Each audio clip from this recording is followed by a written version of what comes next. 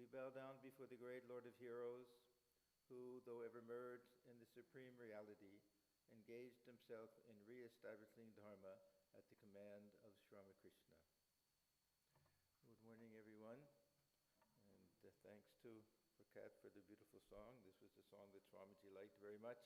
I'll be speaking about Swamiji today. We just had his birthday celebration earlier this month, and without getting overly dramatic, it's a special year for me with regard to Swamiji also, the 50th anniversary of when I first read Swami Vivekananda, and how it kind of changed my life a little bit. So it's a special time, and I thought it was a nice topic, the head and heart of Swamiji. Is when we think about things that happened in the past, it's a very curious phenomenon. I was thinking about it, that it seems like it happened just yesterday, but it seems like it happened to somebody else almost. 50 years is a long time. And we think back to things that happened. Are we the same person that we were then? And yet it's so clear in the memory. I happened to be in Chennai, of course, Madras at that time. And I remember the day exactly because it happened to be my 24th birthday. So if you're good at math and addition, you'll know my age by now. And I walked into a little bookstore looking for a present for myself, and I was trying to find the cheapest book I could find, and I saw on the bottom shelf the teachings of Swami Vivekananda, and I recognized the name. I had seen the name before. So I bought that little book, and sometimes when we have a very important event in our lives, we don't realize it at the time. We look back and say, oh, that was a big turning point. But I knew it. As soon as I started reading Swamiji, it was like shockwaves went through my body. And what impressed me was exactly this. Not just the head, the intellect of Swamiji, but the heart, the compassion of Swamiji. So these two things together really, really impressed me. And that intellect, that brilliant intellect. See, I was a philosophy student, so I had read all of the big shots, from Aristotle and Plato to Hegel and Kant and all of them. But somehow, Swamiji's mind, it was just something unusual, something really fantastic. The only other mind that I can compare to his, and was even greater, was that semi-literate Brahmin priest who served in the Kali temple at Dakshineshwar. That was the most brilliant mind, of course, but without any learning, formal learning that way. So anyhow, I thought that I would go through this topic today, that Swamiji head and heart. It's interesting that, hi Prativa, are you better? Yeah. That I gave a very short version of this talk when I happened to be visiting Chennai a number of years ago. So I told them all there that Swamiji had his Madrasi disciples, that you can count me as one of his Madrasi disciples.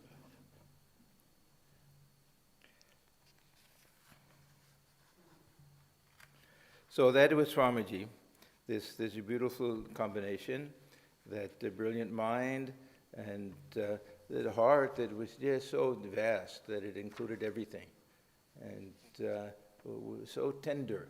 He was a funny combination of so strong, fearless, and courageous, and yet so tender on the inside that really we don't see such a combination that way.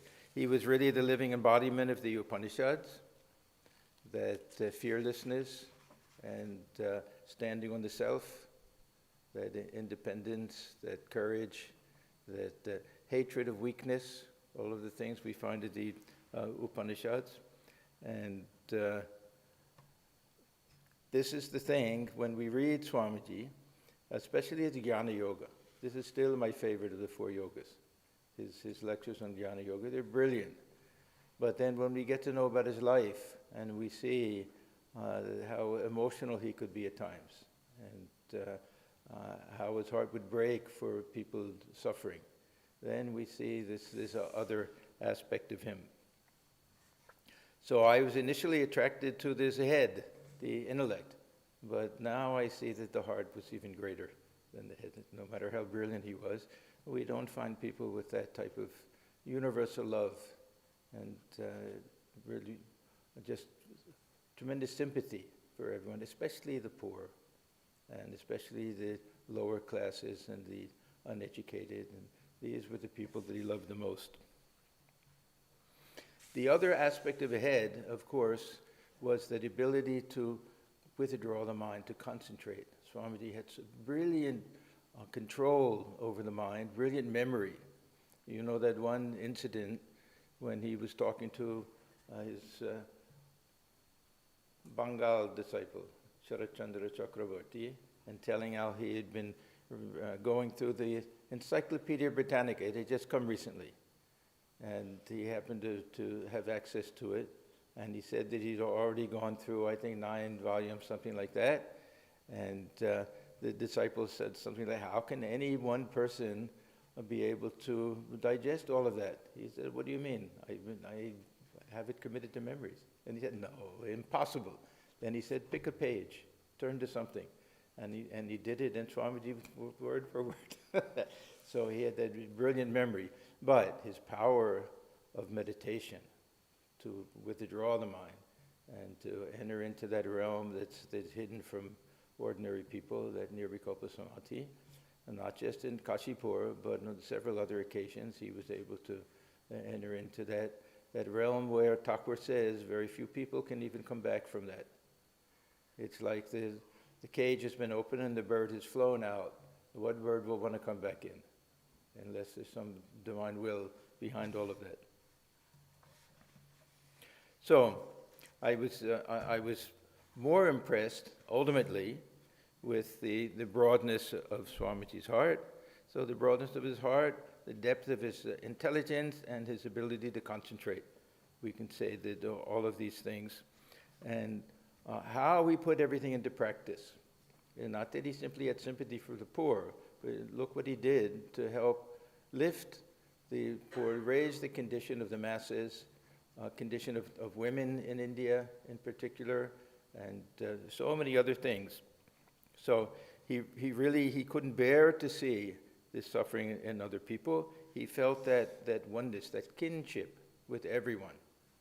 He was a universal person. As much as he loved India, this is that interesting paradox.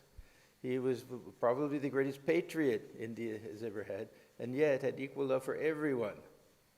So he had that daya that Thakur talks about, and we can say Maya, but this was really just some special affection for his country people, countrymen, countrywomen. Swamiji once gave a talk, made a remark about what he considered to be the ideal person, ideal human being. He said, what is now wanted is the combination of the greatest heart with the highest intellectuality, of infinite love with infinite knowledge. Existence without knowledge and love cannot be. Knowledge without love and love without knowledge cannot be. What we want is the harmony of existence, knowledge, and bliss infinite, for that is our goal. We want harmony, not one-sided development, and it is possible to have the intellect of a Shankara with the heart of a Buddha. I hope we shall all struggle to attain that blessed combination. Now, it's interesting that he makes this illustration, because he was the living embodiment of that. We can look at him as a Shankaracharya, but Shankaracharya, as Swamiji used to say, did not have the broadness of heart that Buddha had. He loved his intellect, but he found a little bit of narrowness because he came from some of that orthodox tradition, this Adhikara tradition and everything. So from that point of view, he really loved Buddha. We can say even more, admired Shankaracharya, but loved Buddha. We can say something like that. So anyhow, Swamiji himself was the perfect example of that perfect combination of head and heart, intellect and feeling.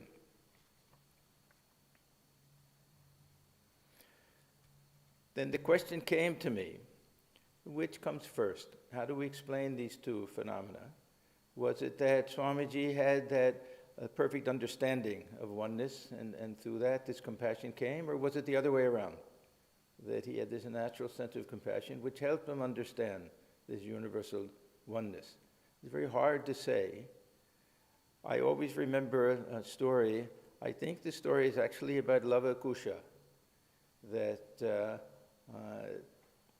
I don't know, one of the sages, Vasishta maybe, was trying to explain to them, no, Rama is really a wonderful person, because they only knew about mistreating Sita, and trying to say how wonderful he was with the case of Ahalya.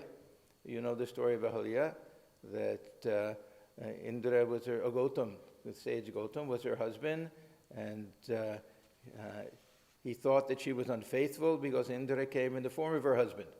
And so she obviously thought it was him. So he cursed her, that you'll become a pillar of stone. Later he found out that it wasn't her fault. She thought it was him. So he said, okay, you'll be released from this curse. Later, Treta Yuga, Rama will come, and the touch of Rama's foot, and you'll be released from that curse. And it happened. So he's explaining all this. And then Lava Kusha, one of them said, how do we know that this was any greatness on the part of Rama? Was he the one who did it, or was it because of the power of the words of the sage Gautama? So Thakur used to use this illustration to show how it's hard to tell which is the cause and which is the effect. So the same way here, they work together mutually. Head and heart were not two separate things for Swamiji. But at the same time, I think that this compassion was somehow natural to Swamiji, something he was born with, something innate in him, this overflowing heart that he had. Something we see even in his childhood. There were so many examples when he was very young. Anytime these beggars would come on the street, he would give away everything. His mother's clothes. And so finally, what could they do? They had to keep him locked up in his room when these beggars would come, so he would take these and throw them out the window. He just had that, naturally had that feeling for other people, to help other people. Many stories when he was young. There was a British sailor, I think. The boys were all playing and something happened and he hit his head and fell unconscious and everyone ran away. He went and nursed him, even though he could have been caught and gotten in a lot of trouble and everything. So this was natural. Of course, it blossomed after meeting Sri Ramakrishna, and there were many events of his childhood, influences of his parents that must have had an effect on him. Because we find that even if something is innate in us, some catalyst has to be there to allow this to fully blossom and bloom. So we find that in the case of Swamiji as well. Now, I would say natural to him in another sense. And this is where my own personal bias comes in. Thakur used to talk about these great souls who were born perfect, Nitya Siddhas. And we have in the Buddhist tradition this idea of Bodhisattva. I like to think of Swamiji as a Bodhisattva. The distinction is not a very big distinction, they're very similar, but the Bodhisattva is willing to be born again and again out of love for humanity, to help other people. The Ishvara Koti, it may just be in order to be part of the Leela of the Avatar when he comes again, but the Bodhisattva, it's out of love. So I like to think that Swamiji was like that. He wasn't born as others are born, because of past karma. He wasn't born to seek his own liberation. He said so many times, I don't care for mukti. And he would tell his followers, intimate disciples, his own followers, that he wanted to train up to sacrifice everything for India, for spirituality. He would say, if you run after mukti, you'll go to hell. And if you don't care for it, mukti itself will run after you. So Swamiji was born. He was born with this tremendous broadness of heart. And I think that this was not any type of accident at all. But I want to look at some of the more tangible causes that we can find in the life of Swamiji. Some of the specific instances and experiences that he had. Swamiji Narendra, his name was Narendranath, was born into what we consider to be a well-to-do, highly respectable family, but we don't know the whole history of it. We have to remember that Swamiji's grandfather, he renounced everything, became a monk after the birth of Swamiji's own father, Vishwanath Datta. That meant that there was no income, that his father had to grow up in poverty. And this was a great lesson for his father. He had to work very hard and became very successful on his own. But there were many struggles for him because he was practically an orphan. The father left right at his birth, so he perhaps never even saw his father. And his father became a very, very charitable, very generous man to a fault. He supported so many of the other family members who didn't want to work, who would spend their time just idling away, some of them drinking and doing other sorts of things. And young Narendra, he used to complain to his father, "Why do you support them? What are they doing to help anything?" And he gave a very beautiful reply. He said, "How can you understand the great misery of human life? When you realize it, you will sympathize with the poor creatures who try to forget their sorrows in the momentary oblivion obtained through intoxicants." So these were all great lessons for Swamiji. His father was also extremely liberal, made no distinction among the caste, that people would come. He was a lawyer, attorney, so they would come from all different areas of life and everything. And he was a great lover of Persian literature and other things, and Hafiz, our Hafiz that Swami C liked so much. He also used to love read, so he was very open-minded, liberal, and very generous. So Swamiji, of course, had to be influenced by that. Now, Swamiji's reverence for women, where did this come from? Such intense, unbelievable reverence for women and desire to help them. This comes from the love that he had for his own mother. His love for his mother is something tremendous. There's a very nice book written by Swami Tathagathanandaji about Swamiji and his mother, that he learned everything from her. That was the only thought in his mind when he was in the West and being criticized by people and everything.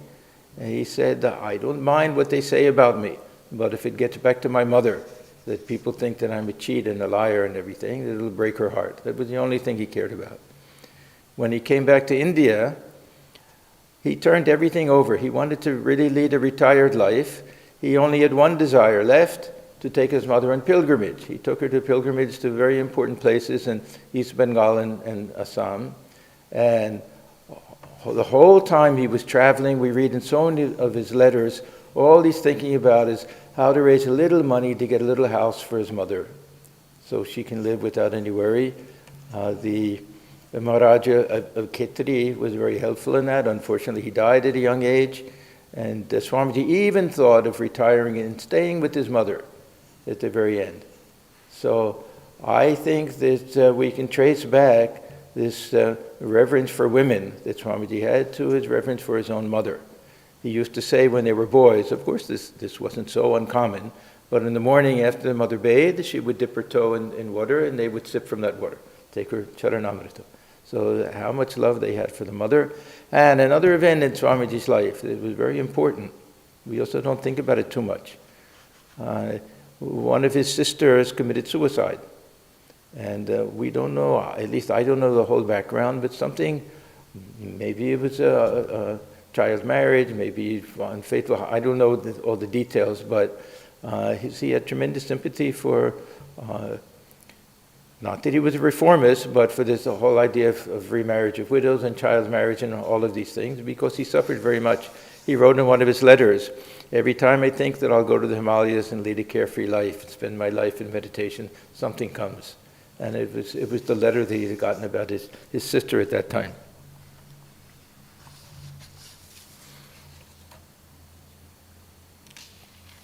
So we have the influence of the Swamiji's family members and everything, but we know the greatest influence was Sri Ramakrishna. He is the one who really awakened that tremendous heart of Swamiji's. There's one incident that is very well known, but I find it significant not just for the incident, but for the fact that Swamiji was the only one who really understood the impact of it. Thakur was talking about an incident in the life of Chaitanya Deva. I don't remember all of the details, but there was a dialogue between Chaitanya Deva and one of the other, either devotees or, I don't know, was it Ramananda Rai or one of them. Anyhow, where they're talking about how do we boil down the most important teachings in spiritual life. And it starts out with a number of them, and it gets down to 5, then it gets down to 3, and then to 2, then down to 1. Now, the 3 is the one that we know, this Jivedaya, Namiruchi, and Vaishnava Seva. So Thakur happened to be talking about that one day, and when he got to this compassion for living beings, then he went into this abstract mood, this little bit of ecstatic mood, and he started talking about, who does anybody think they are to show compassion to anyone? We're like little worms ourselves. Who are we to show compassion to anyone? Not compassion, but love, seeing the divine in everyone. So after Thakur said all of these things, they all left the room a little bit later. And they were talking and nobody said anything very much. And Swamiji said, "Did you hear what Thakur said?" And this is Sharad Maharaj, these are the other direct disciples, great souls. And they all said, "Well, what did he say? We heard so many wonderful things. You're referring to something specific." And he said, "Yes, did you hear what he said about compassion to living beings?" Then he said, "What a wonderful light I have received from the Master's words. If the Divine Lord ever gives me the chance, I'll proclaim throughout the world this wonderful truth I have heard today. I will preach this truth to the learned and the ignorant, to the rich and to the poor, to the Brahmins and the Chandalas." This truth that serving others is worship of God, the highest worship of God. And there should be no pride in it. And we should feel grateful for the opportunity to do it. Swamiji, he gleaned all of this out of just these few sentences of Thakur. There's a very nice letter that Swamiji wrote to, again, the same disciple, Sharat Chandra Chakravarti, a number of years later. He said, "Here's a peculiarity. When you serve a jiva with the idea that he is a jiva, a living soul, individual, it is daya, compassion, and not prema, love. But for us Advaitins," now this will be the confluence of the head and heart. "For us Advaitins, this notion of jiva as distinct from God is the cause of bondage. Our principle, therefore, should be love and not compassion." See, raising it to a higher level. Love and not compassion. The application of the word compassion, even to jiva, seems to me to be rash and vain. For us, it is not to pity, but to serve. Ours is not the feeling of compassion, but of love and the feeling of self in all. I think the final chapter of Swamiji's period of training came when he wandered throughout India, his Parivrajika period. And he had experienced poverty on his own directly after his father passed away. But he hadn't experienced on this large scale, traveling through India, when he saw thousands and thousands of people who had been left behind, that they hadn't been shown any, even the slightest bit of love and compassion or respect at all, the outcast people, and not given education and living in squalor and filth, that it affected him so viscerally, so personally, that he felt that he had to do something about it. So this was the final thing, I think, that really turned Swamiji into the Swamiji that we know later, with this tremendous love that he had. This was the reason, really, why Swamiji went to the Parliament of Religions in 1893. He didn't go to make a name for himself. He didn't go simply to spread Vedanta. That was part of it, of course. But he thought that he could raise some money there, he could get some help, that people would be sympathetic to the cause of helping to raise the masses in India.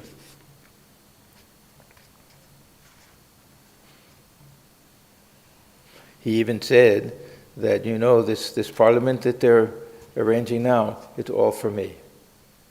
That meant he knew that would be his stage in order to get his work started. When he was in Mount Abu, this was right before he left, he happened to meet Swami Turiyananda.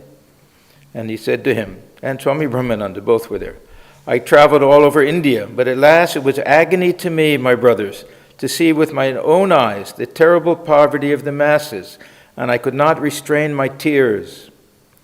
It is now my firm conviction that to preach religion amongst them, without first trying to remove their poverty and suffering, is futile. It is for this reason, to find means for the salvation of the poor of India, that I am going to America."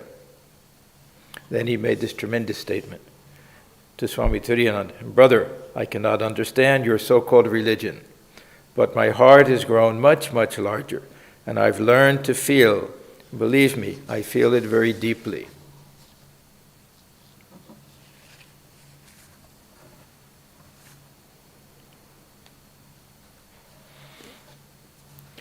When Swamiji did come to the West, all of these ideas came into his head. And he saw the power of organization in the West. He had other experiences there. I remember when he would visit prisons. In those days, there was a new movement called the reformatories. They didn't like to call them prisons. They had this idea that people would go there not to be punished, but to be reformed and turned into good citizens, and they could go back and join society. Of course, it devolved a little bit and back into just a punishment type of system. But anyhow, he was very impressed with these things, different things that he saw there. And the democratic values of this country. He used to say how a poor person can come from Ireland, he used that example, with not a penny in his pocket, and the next day he has a good job and stands straight up, and everyone respects him and everything. So he liked that social movement a little bit that was there. So he wrote back to his brother disciples and his own disciples, Alasingha and others in South India, that he wanted to start this movement for helping, lifting up the depressed masses of India. He wrote, 100,000 men and women, fired with the zeal of holiness, fortified with eternal faith in the Lord, and nerved to lion's courage by their sympathy for the poor and the fallen and the downtrodden, will go over the length and breadth of the land, preaching the gospel of salvation, the gospel of help, the gospel of social raising up, the gospel of equality. One of the things that was a great struggle for Swamiji was caste, because he had his own ideas about it, that in the early days that it was a good, sensible system, it wasn't hereditary. His main objection was that people who get stuck, born into a low-caste family, and there's no chance of raising themselves. He used to say in the beginning it was more like a guild system. That probably was, that you join a caste the way a bricklayer joins a bricklayer's guild and everything, and it was a little bit hereditary, of course. Even today in this country it is. I had an experience when one summer I worked as a helper in a brick factory, and all the bricklayers were German, of German ancestry. Not that they spoke German, but these close-knit communities stayed together that way. So he looked at it that way and thought it wasn't such a bad thing. Then towards the end of his life, he said no, that we can't sugarcoat it, that this caste system is there's nothing to really recommend it, that it has lived its life and should be over. And this was mostly because of this privilege. I think my favorite lecture is from Jnana Yoga, or his lectures on privilege he gave in London. There are a few of them. Beautiful, beautiful lectures. And in one of them he said, "But the idea of privilege is the bane of human life. Two forces, as it were, are constantly at work, one making caste and the other breaking down caste. In other words, the one making for privilege, the other breaking down privilege. And whenever privilege is broken down, more and more light and progress come to a race. None can be Vedantist and at the same time admit of privilege for anyone. The same power is in every man, the one manifesting more, the other less. The same potentiality is in everyone. Where's the claim to privilege?" So as I say, ultimately he said, no, this caste is the problem. We can come up with reasons for it. We find it even in Bhagavad Gita and everything. It sounds nice. It sounds nice that everyone who is born into a caste is born there because of their past karma. It's appropriate for them, the best place for them. But we find that all we have to do is look around, and we see people born into the lowest strata, economic strata, and worst education can be brilliant. They can be great scientists. So who knows how the karma works? So anyhow, Swamiji wrote there's a whole series of letters to this Pramada Das Mitra. He was a very good scholar. He lived, where did he live? In Ghazipur or Varanasi. Anyhow, yeah. And many of the disciples, direct disciples, had great respect for him. But at the end, he had a little bit of a break with Swamiji, a little bit over this caste question. Swamiji used to write to him asking these questions. Was it hereditary? Was it not? And everything. So finally he wrote to him, "The conviction is daily gaining on my mind that the idea of caste is the greatest dividing factor and the root of Maya. All caste, either on the principle of birth or of merit, is bondage. It is in the books written by priests that madness like that of caste are to be found, and not in the books revealed from God." So this was one area that we see because of this privilege and how it kept people down, and not so much that they were denied certain things, because the Brahmins were always the ones who were supposed to be denied things. They had to be live in relative poverty and everything, but they were denied respect and dignity. This was the thing that bothered him the most. Then the other thing was poverty, of course connected with caste, but even going beyond caste. So the tyranny of the wealthy over the poor was also something that Swamiji couldn't bear. He wrote in one of his letters to his Madrasi disciples. He said, "Feel, my children, feel for the poor, the ignorant, the downtrodden. Feel till the heart stops and the brain reels, and you think you will go mad. Then pour the soul out at the feet of the Lord, and then will come power, help, and indomitable energy." And later, at that same letter, he said, "Material civilization, nay, even luxury, is necessary to create work for the poor. Bread, I do not believe in a God who cannot give me bread here, giving me eternal bliss in heaven. Pooh! India is to be raised, the poor are to be fed, education is to be spread, and the evil of priestcraft is to be removed. More bread, more opportunity for everybody." Yeah, he used to say that the people are starving for a loaf of bread and we're stuffing religion down their mouths. He said, first, give them something, let them feel that they're human beings, and then give them this Vedanta. Then we get to this question of women's rights, and I mentioned before how this reverence for women that Swamiji had, I think we can trace directly back to his mother. Now we can also say that Thakur, how he emphasized this fact to look upon every woman as the divine mother. So this, of course, would have played a role in that also.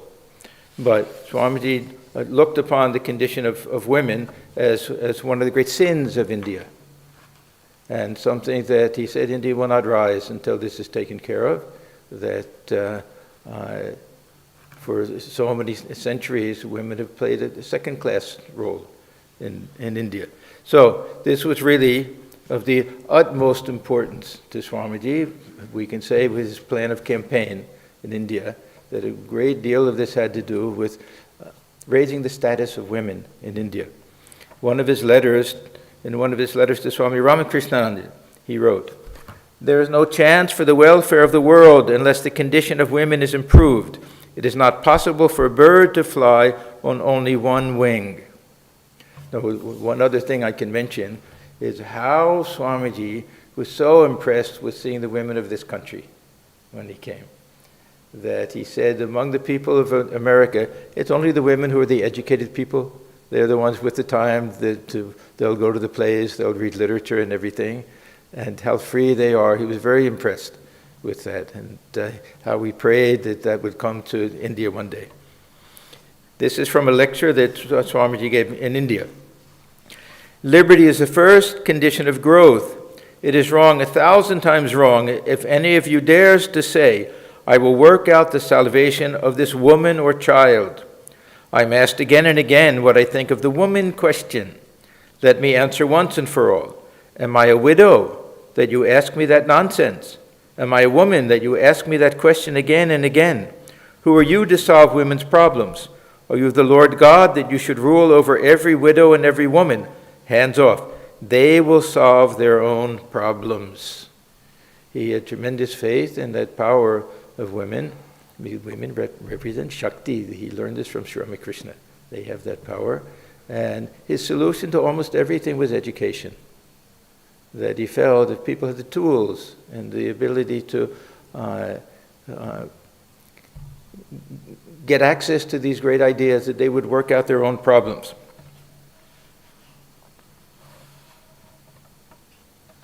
And this is something also that goes back to Swamiji's intellectual understanding and conviction and realization that the self has no gender. There's no male soul, no female soul, anything like that.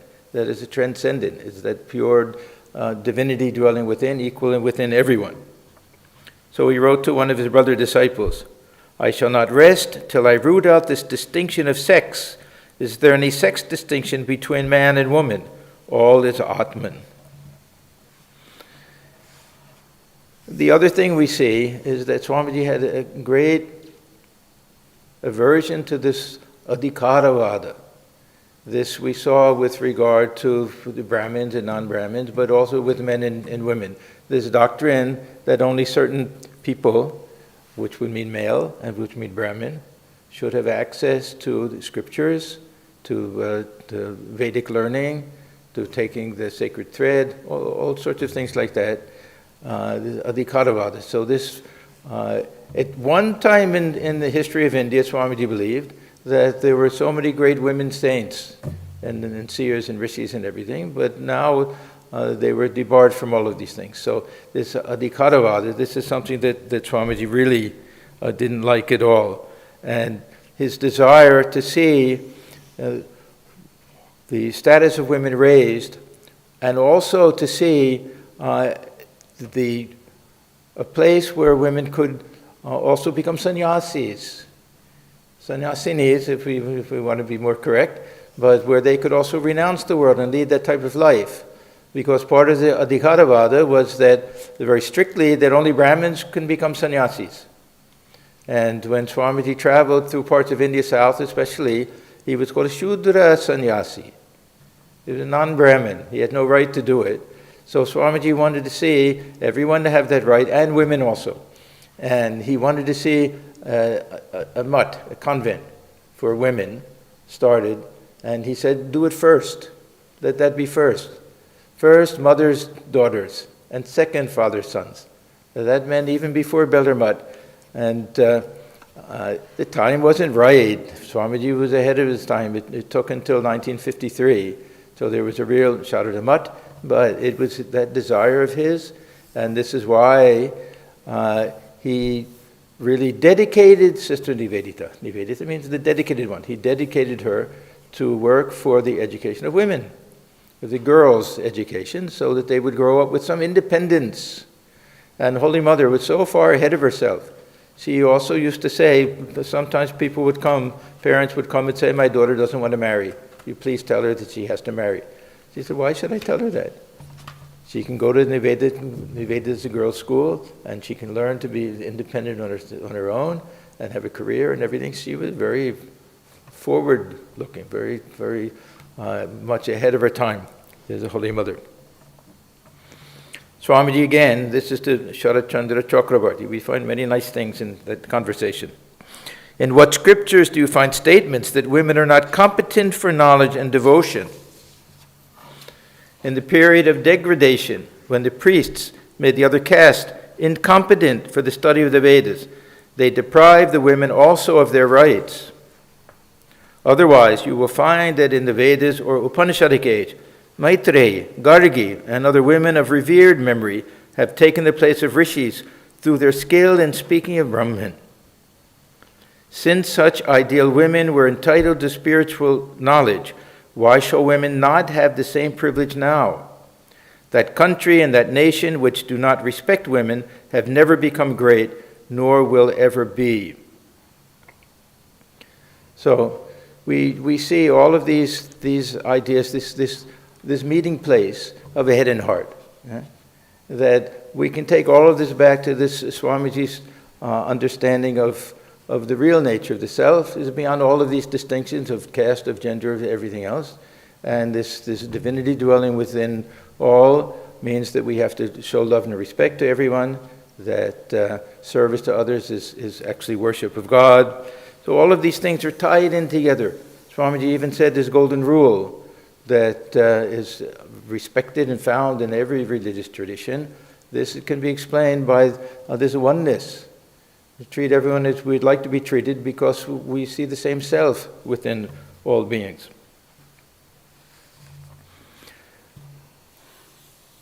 One thing I should add is that I think it's a mistake to say that Swamiji had this tremendous love for all beings because he saw that same divinity within. He loved people. There's a very interesting distinction. He loved people. There's a very nice comment that was made by Swami Ashokanandaji. He said, Swamiji did not merely see God dwelling in all beings. He saw man as God, the living God, directly before him. And it was not some philosophical speculation, but actual experience.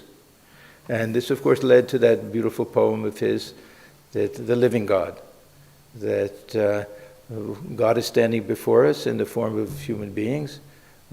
Go break all other idols. Worship this God through service. So this is that beautiful confluence of that intellectual understanding and conviction and experience and this compassion of heart that Swamiji had. So some of the most beautiful things we find in Swamiji's writing are his letters. These are actually my favorites. I like the letters first, then I like the poems, then I like his four yogas and other things. But his letters are really beautiful and really inspiring.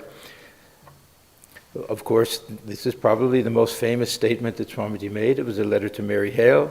May I be born again and again and suffer thousands of miseries so that I may worship the only God that exists, the only God I believe in, the sum total of all souls. So this, I think, was not just a desire of this one lifetime.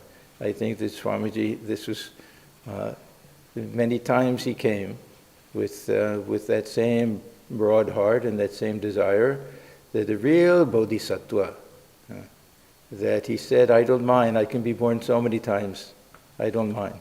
And then he said, even now, it may be that I'll be happy to give up this body, to spit it out like some horrible thing in the mouth. But I won't cease to work. I'll keep working until everyone realizes their oneness with the Brahman. So, this is my little tribute to Swamiji today, that Swamiji head and heart, this wonderful, I mean, we see brilliant minds and we see compassionate people, but to find them both together, as we found in the life of Swamiji, is really something wonderful. So this month, of course, being the month of his birthday, that January 12th is now National Youth Day in India, and we celebrated his Titi a few weeks ago. I thought it would be nice to discuss some of these things. So we'll stop here, and next week, I think Swami Brahmananda, he'll be continuing with this series on Shabari and Rama. I'll close with a chant. Om Namah Shri Atirajaya Vivekananda Suraye Satchit Sukaswarupaya Swamine Tapaharine. Salutations to the sage Swami Vivekananda, the king of ascetics, the embodiment of existence, knowledge, and bliss, and the destroyer of misery. Om Shanti, Shanti, Shanti. Peace, peace, peace be unto all. Thank you, everyone. Everyone stay well. Be very careful. Hopefully, one day we'll all be together again in person and this pandemic will be over. In the meantime, we'll continue as this.